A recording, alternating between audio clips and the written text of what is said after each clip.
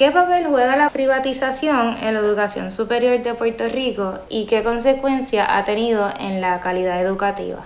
Sí, claro, cuando hablamos de educación superior, no podemos ver esta pregunta en un vacío, tenemos que verlo dentro del sistema económico donde vivimos. Y la realidad es, como todos conocemos, vivimos en un sistema que hoy lo conocemos, el sistema económico capitalista. Y en palabras simples, el propósito de este sistema es sacar un profit, ¿verdad? Tener un ingreso, sacar un dinero de un servicio. Y cuando leemos la historia de la educación, desde que empezó con los sofistas hasta que eventualmente se hizo la educación formal, que no es otra cosa que cuando la educación se hizo comercial, que era, pues, aunque algunas son fines de lucro, pero el fin esencial es sacar un profit de los estudiantes. Pues eventualmente el propósito o el objetivo que era original de la educación se inclinó no solamente a preparar a unas personas para que fueran funcionales en su vida, porque cuando vemos educación y lo que viene la palabra educere, que era la etimología, pues era encontrarse a sí mismo. Esa era la definición. Y escuela, que significaba ocio. So que educarte era un tiempo de ocio donde tú ibas a aprender a cómo tú vives. Con el fin de que cuando tú estuvieras en tu deathbed, a punto de morir, tú no dijeras, wow, perdí todo mi tiempo haciendo cosas banales y ahora estoy aquí, ya se acabó el tiempo. Ese era el fin original, según los sofistas, de la educación. Eso obviamente ya, si lo vemos en la educación de ahora, sea privada o pública, eso no lo vemos. Te gradúas y nunca aprendes que educarte era para tú formarte en cómo pensar y en qué pensar. Ahora, cuando hablamos de privatizar la educación, lo que se está haciendo es que, aunque ya tenemos una educación que no necesariamente está atacando el objetivo principal de que es educación, cuando se privatiza, pues se vuelve aún más superficial. Y eso es lo que está pasando en muchas universidades en Estados Unidos, que es lo que se llama ahora como Corporate University.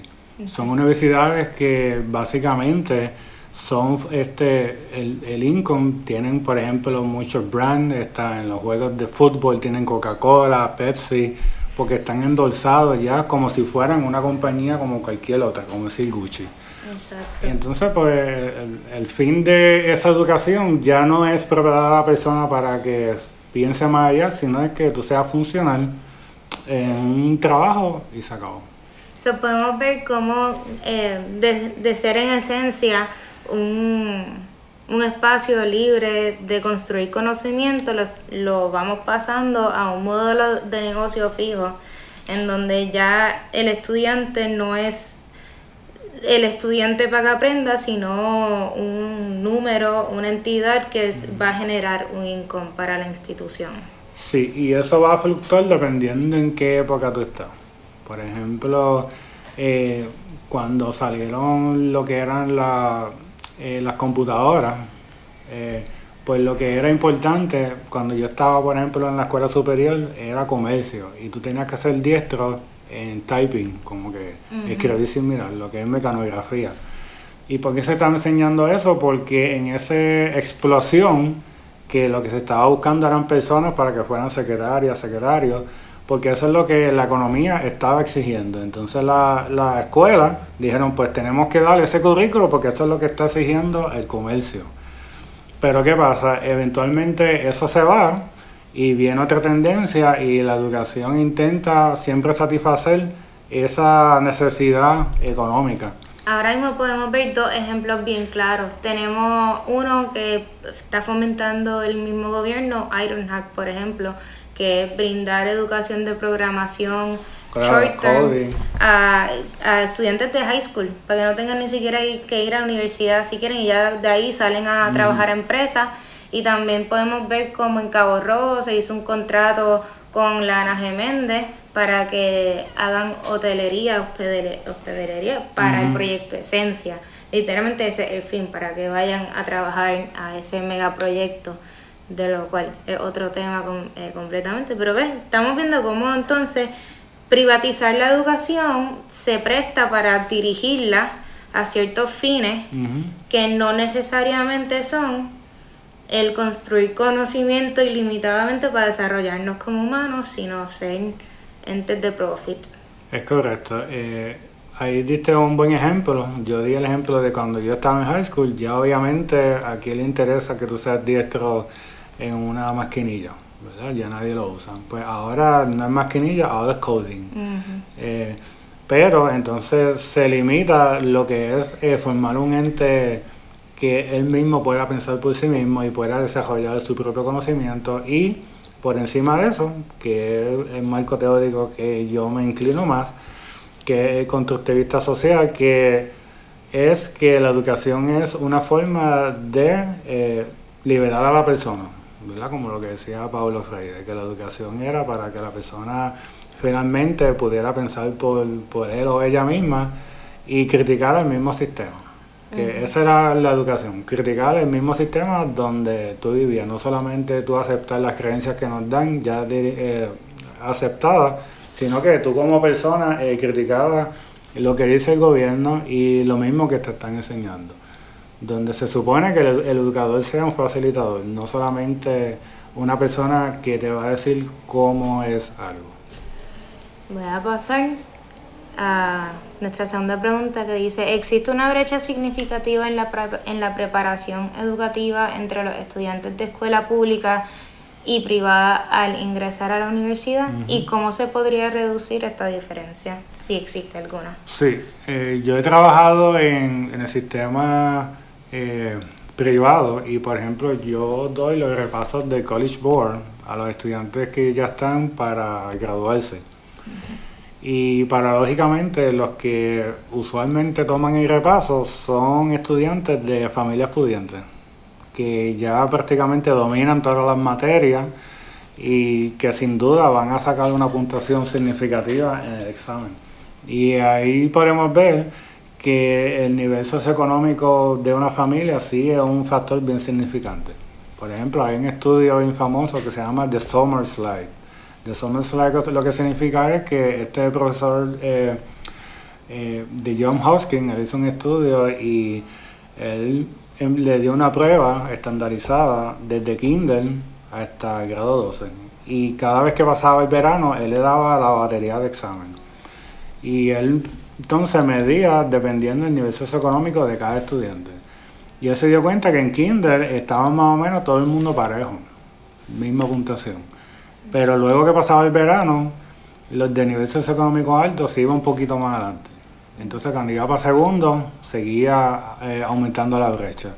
Al nivel que cuando llegaba a 12, ya el estudiante de un nivel socioeconómico alto tenía un gap, no me acuerdo de la puntuación, pero significativamente. Claro. Y la teoría de él es que se llama el Summer Slide porque cuando una familia pudiente está en verano, matricula el hijo o la hija en clases de verano a tomar clases de arte, de escritura, de lectura, y entonces se adelanta un poco. Entonces cuando entra otra vez está más adelante que el otro que estuvo 2 meses jugando en la calle. Jugando, a veces trabajando y haciendo otras tareas que simplemente le corresponden. Claro, entonces él dice que la diferencia no está en la escuela, sino cuando no están en la escuela. Y es porque, claro está, una de las hipótesis, la que tú acabas de mencionar, porque el que no tiene el dinero, pues tienes que irte a cortar grama, tienes que lavar carro porque no hay dinero. Entonces, pues ese estudiante no puede tener el privilegio del que tiene el otro, que lo matricula en un curso de verano. Exacto. So que ahí podemos ver cómo es algo que viene ya engranado desde la familia y el sistema en donde vivimos. Y ya que vamos hablando de la familia, ¿verdad? A estos que se les paga cursos o campamentos educativos todos los veranos, pues ya hay una expectativa, correcto, para este estudiante que va a seguir estudiando, porque por eso se va invirtiendo. Así que esto nos abre paso a nuestra próxima pregunta, que dice: ¿cómo influyen las expectativas familiares para los jóvenes seguir estudiando seguir los estudios universitarios? El ser humano aprende por imitación, el ser humano imita y así que aprende, ¿verdad? El músico aprende tocando música de otra persona y después hace su propia música. Lo mismo sucede con la familia, el niño o la niña va a tender a imitar lo que hace su familia. Si en el estudio de SummerSlide uno de los factores que se dio cuenta es que los estudiantes de nivel socioeconómico alto o medio usualmente vivían en un ambiente totalmente diferente. La familia tenía libros en su casa y eso influye altamente. A mí me pasó, mi papá siempre tuvo biblioteca en su casa, ahora yo tengo mi biblioteca, solo que yo inconscientemente fui influenciado por un factor social que para mí no era significativo, pero sí estaba afectando. Si yo tengo un hijo o una hija y no ven mi ejemplo, pues eso va a empezar a moldear ese ser humano hasta que sea adulto. Por eso una de mis opiniones que yo plasmo en mi libro es que si es un derecho humano tener hijos, también debe ser un derecho humano que la persona, yo como padre, tenga que educarme en los factores que influyen en un ser humano desde que nace, porque hay evidencia que si yo dejo un niño aquí encerrado, el cerebro de esa persona se va a afectar. Por ende, si yo tengo un hijo y yo no sé cómo educarlo de una forma que sea fundamental y esencial para que esa persona sea una persona que pueda ser rica en conocimiento, pues yo estoy afectando eso. Claro está, eso no es posible por la Constitución, porque decirle una forma de cómo tú debes educar, eso no se puede hacer. Pero si todo el mundo puede tener hijos, yo pienso que de la misma forma debe haber también una regulación que te diga, pues si tú vas a tener hijos, pues también tienes que saber cómo criarlo para que sea un ser eficiente. Es como que si es un derecho tener hijos, debe ser un deber saber cómo educarlo y criarlo. Dentro del contexto cultural de Puerto Rico, ¿existen expectativas sobre los estudios universitarios o postsecundarios? ¿Esas expectativas han cambiado a través del tiempo? Pues eso es algo que ahora mismo eso influye no solamente a la familia, sino a la política pública y la política educativa, porque el currículo está enlazado, tú no puedes cambiar un currículo sin cambiar la política educativa. Que el currículo es político. La expectativa ahora mismo, como está dominando el Partido Republicano en los Estados Unidos, ¿qué vemos? Tú no tienes que ir a la universidad, que yo no tuve que hacerlo y soy millonario. ¿Por qué? Porque si tú vas a la universidad, usualmente, y hay una probabilidad bien alta, que salgas pensando con una mentalidad que no es republicana, porque la mayoría de las instituciones privadas como Yale son demócratas, son left wing. Y por eso este partido dice, no tienes que ir. Pero ¿por qué ellos no quieren que tú vayas? No es porque es malo ir, es porque más de un 30-40% de los que votan republicanos no tienen bachillerato.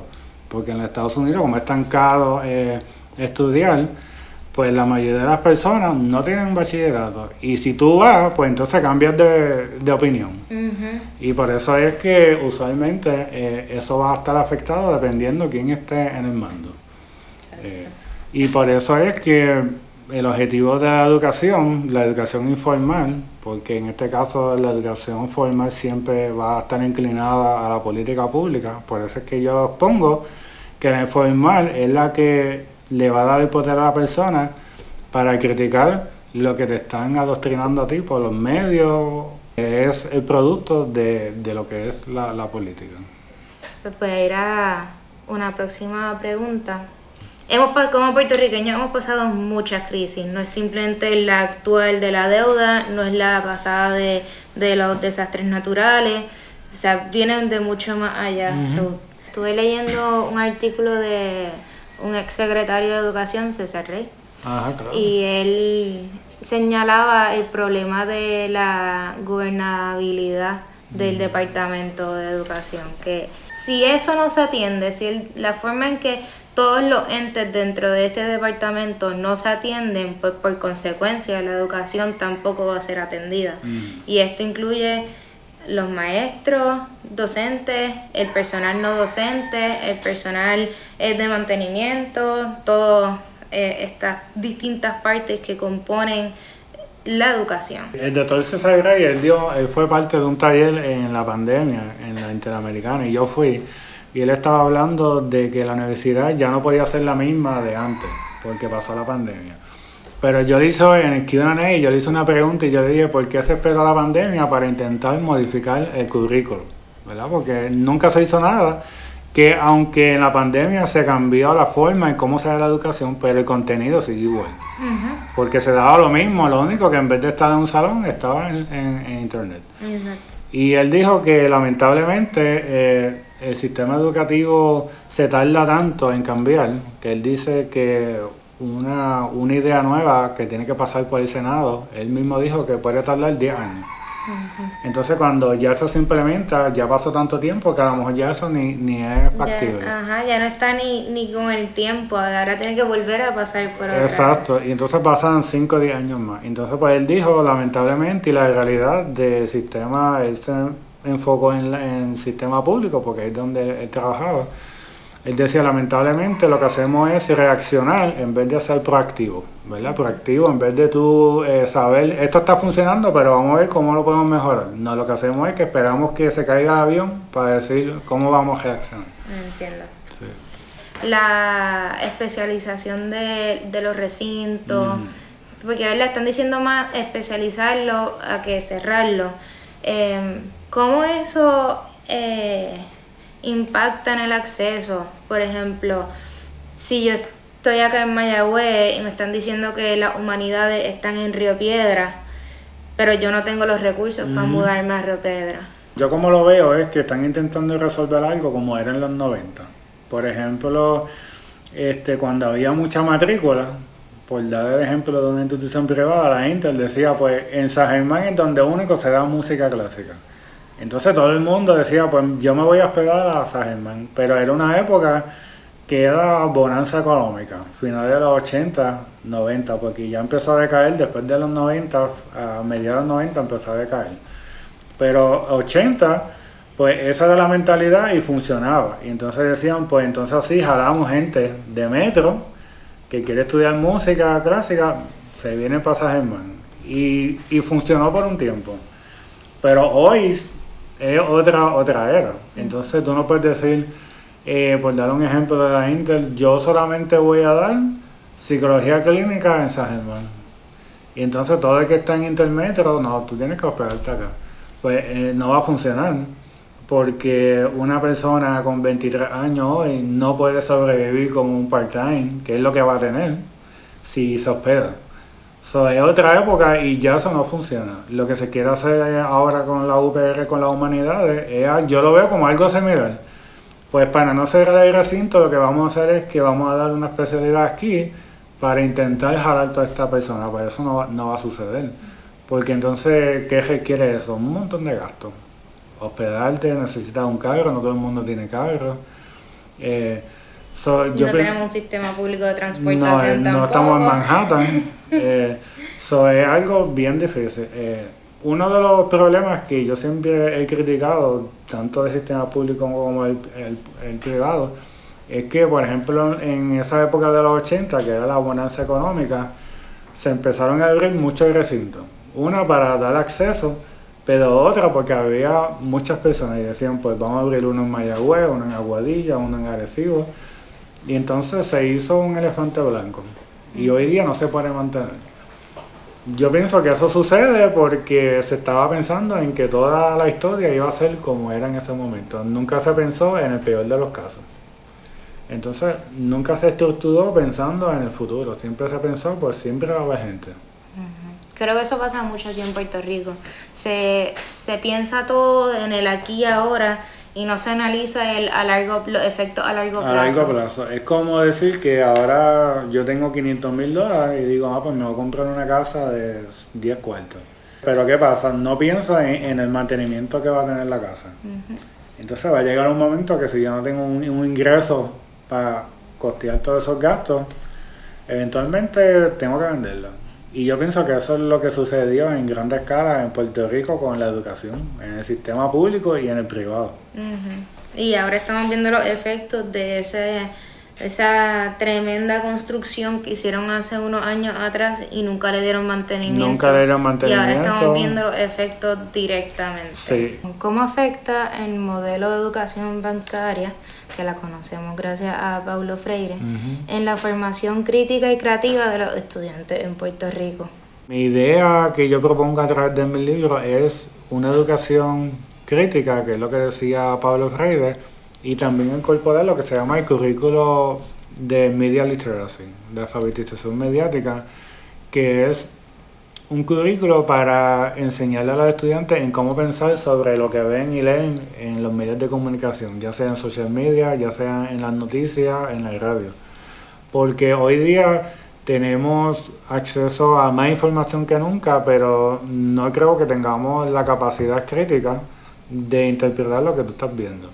Y no solamente eso, porque McLuhan decía que el medio era el mensaje. Él decía que no era lo mismo tú ver a un político, escuchar a un político por la radio a verlo en la televisión. Y se dieron cuenta que el medio por donde tú escuchas o ves algo cambia el mensaje. Y hoy día el celular no es un medio para tú instruirte. Se puede hacer, pero la mayoría del tiempo no vamos a usarlo para estar leyendo un libro. Exacto. Lo utilizamos para lo que cosas rápidas, porque y entretenimiento. ¿Y por qué? Porque el medio como tal, el artefacto, propicia a que tú consumas ese tipo de contenido. Por eso, una de mis propuestas es no solamente conllevar el currículo crítico, sino también tiene que estar alineado con la alfabetización mediática. Es decir, cómo tú vas a usarlo, a usar la tecnología. Siempre nos dicen, escuchamos coloquialmente que el celular es neutral, que tú decides cómo utilizarlo, y eso es totalmente falso. Totalmente falso, porque el medio es lo que dicta cómo tú lo vas a usar. Cuando se inventó la luz eléctrica, todo el mundo empezó a dormir en promedio 1 hora menos, porque la luz reprime que salga la serotonina y eventualmente te dé sueño. Tú no controlas a qué hora tú te vas a dormir. La tecnología cambió cuándo te vas a dormir. Y lo mismo está pasando con el celular. Ya tú no controlas cuántas veces tú vas a ver el celular. Ya tú lo haces un instinto. Es nuestro nuevo reloj también. Es nuestro nuevo reloj. Y entonces decimos que escogemos cómo hacerlo. Eso es literalmente una falacia. Y por eso eventualmente yo presumo que en un futuro el celular va a tener una regulación como pasó con el cigarrillo. Cuando tú ves la historia del cigarrillo, se tardó más de 15 años. Ya habían estudios que decían que había una correlación bien alta entre el cáncer y el cigarrillo. Y las compañías hicieron todo lo posible para desviar la atención y eventualmente se tuvo que decir, sí, el cigarrillo, si tú fumas todos los días, una probabilidad bien alta te dé cáncer. Yo presumo que de aquí a 15 a 20 años se va a decir lo mismo con el celular, que el celular propicia a la salud mental. Eso es algo que a lo mejor cuando tus hijos tengan 20 años va a decir, wow, todo el mundo podría estar 7 horas diarias usando el celular, y hoy día sabemos que eso está altamente correlacionado con depresión, ansiedad, y nadie decía nada. ¿Por qué? Porque el celular es una tecnología relativamente nueva. Y ya los estudios sí están saliendo que hay una correlación bien alta en lo que es la depresión y los pensamientos suicidas. Por cada 4 horas que un niño o una niña está en el celular, aumenta la probabilidad de que tenga pensamientos suicidas significativamente.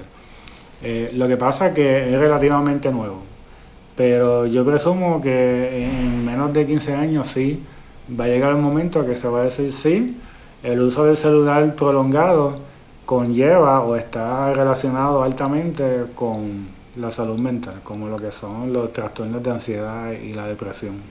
Sí. Esto me pone a pensar porque trae el ejemplo de los cigarrillos, y hoy día en los paquetes de cigarrillos está el warning, a veces hasta imágenes. Sin embargo, vemos como sigue siendo algo altamente consumido. Usado. Como sociedad a veces ni nos importa que esté el warning y lo seguimos perpetuando, usando, y tenemos ahora mismo una cultura le da support a eso. En cuestión de, por ejemplo, tenemos a un Elon Musk en el gobierno y él lo que quiere es que nos inmersemos, esa es la palabra correcta, no sé, en la tecnología y que nos sustituya el pensamiento crítico y todo eso, porque la computadora lo puede hacer mejor que nosotros. Sí. ¿Qué opinas sobre la influencia de la tecnología y las redes sociales en la capacidad de los estudiantes para desarrollar pensamiento crítico y concentración? El tema principal que yo me dedico a leer y a escribir. En 1993 salió un libro que se llama Technopolis, de Neil Postman, él era de Nueva York. Y él era especialista en lo que se llama Media Ecology, ecología mediática, que eso lo que estudia es cómo los medios de comunicación afectan la sociedad y la cultura. Él decía que iba a haber en un futuro la inteligencia, lo que llamamos inteligencia, no es algo estático. Lo que se llama una persona inteligente varía dependiendo la era. Y él decía que lo que es una persona inteligente es la persona que usualmente domina la tecnología del momento. Cuando salió la imprenta en 1440, una persona inteligente era el que tenía la capacidad de dominar esa tecnología nueva, que era el libro. El libro era como decir el iPhone. Y si tú sabías leer, tú sabías recordar lo que tú lees, y tú podías hacer una síntesis de los diferentes libros que tú leías, tú eras una persona inteligente porque esa era la tecnología del momento. Y él decía que eventualmente iban a salir nuevos medios, nuevas tecnologías, y que lo que era inteligente era el que dominaba esa tecnología. Y él decía, en un futuro, el niño que no sepa leer y escribir y no pueda recordar, no va a ser un fracaso si domina la tecnología del momento. Entiendo. Y ya lo estamos viendo hoy día. Muchos niños a veces no saben leer y escribir porque lo escuchan y la pantalla presenta todo, o simplemente typear, pero el acto de escribir, el ejercicio motor de escribir como tal, no lo saben hacer. No lo saben hacer. Y escriben mal, pero la computadora se lo arregla automáticamente. Así que... Y hoy día uno ve un infante que aprende a usar un iPad y decía, wow, qué inteligente va a ser ese niño. Pero en realidad, ¿por qué un niño sabe utilizar un iPad o un iPhone, pero por qué no sabe usar Excel? Exacto. ¿Por qué no? Porque el iPad se diseñó para que fuera adictivo. Excel no se hizo para que fuera adictivo. Mi abuela sabe usar Facebook, pero no sabe usar Excel, porque Excel no se hizo para que fuera adictivo. Pero lo vemos como que ese niño va a ser un potencial genio porque domina esa tecnología, pero la tecnología se hizo, esa tecnología específica se hizo para que fuera con engagement, que no es otra palabra que adicción al uso de ese aparato. Exacto. ¿Qué estrategias consideras más efectivas para mejorar la educación pública y hacerla más equitativa para todos los estudiantes? Es bien difícil tener una sociedad equitativa, porque digamos que ahora se incorpora el Universal Basic Income. ¿Has escuchado eso, verdad? Digamos que todo el mundo es un derecho humano, que todo el mundo, aunque tú trabajes o no, recibas $2,000 mensuales, ¿verdad? Digamos. Va a tener otras repercusiones como la inflación, pero no voy a hablar de eso. Digamos que no hay inflación y funciona, y todo el mundo va a tener $2,000 mensuales. Pues ahora podemos decir, pues ya no hay excusa, ya mi hijo y el de aquel puede ir a acceso, porque vas a tener $2,000. Pero la realidad es que las expectativas de cada persona no son iguales dependiendo del ingreso de la persona, porque entonces tú también tienes que ver cómo tú vas a cambiar las expectativas de esas personas que antes no recibían $2,000. Y las expectativas de una persona que gana un ingreso y otro que gana otro ingreso no son equitativas. Hay que buscar de qué forma se puede educar esas personas para que reconozcan que poner a tu gastar parte de esos $2,000 en ponerle en una buena escuela sí es algo que es importante. Y no todo el mundo reconoce eso. Que para que haya una sociedad, digamos así, equitativa hasta cierto punto, porque yo pienso que eso nunca lo va a haber, eso es algo utópico. Sí se puede trabajar para intentar balancear. Pero si se diera eso, hay que buscar una forma de cómo educar a esa familia. En educar, como lo que hablábamos al principio, si es un derecho tener hijos, debería ser un derecho también cómo educar a esas personas en reconocer qué cosas influyen a un infante desde que nace hasta que se vuelve un ser humano entero. Aunque tengamos los recursos, mi punto es que aunque existan los recursos, tiene que haber un sistema en que eduque a las personas a que entiendan de que la educación es primero que a lo mejor comprarme un Fortran. Eso es lo que yo diría. Exacto, sí, tiene que haber un proceso de concientizar también, porque es que, y se ve cuando te llegaban los incentivos de pandemia, todo el mundo se fue loco comprando cosas en vez de comprar más herramientas para crecer y educarse. O ahorrarlo por si pasaba algo. Si se extendía como se extendió por 2 años, sí. ¿Me entiendes? Y ese es el lado más difícil. El dinero es como el tiempo. El tiempo, cuando tú eres bien joven, tú no piensas en cómo vas a utilizar el dinero porque tienes tiempo de más. Mientras tú te vas viendo más mayor, tú dices, ¿cómo voy a utilizar mi tiempo? Pues lo mismo pasa con el dinero. Si tú no piensas cómo utilizarlo, se va así rápido. Sí, al principio no duele, cuando se va acabando, sí, que ahí uno empieza a creer la conciencia. Y pues, es una pregunta que es fundamental, pero es bien compleja porque es cómo educar a las masas a que realmente, como tú dijiste, concientizar, a que realmente comprendan que educarte no solamente es, pues yo soy profesor y ya tengo un income, ya se acabó. Como que, ¿qué tú vas a hacer una vez que tú tengas dinero? Puedes irte a viajar, pero ¿y qué no vas a estar viajando todo el año. La felicidad no está en un avión, no vas a encontrarla en Europa, puede que sí. Pero después, ¿qué vas a hacer? Y eso es lo que enseña a educarte. Como que en qué vas a pensar y qué vas a hacer con tu existencia.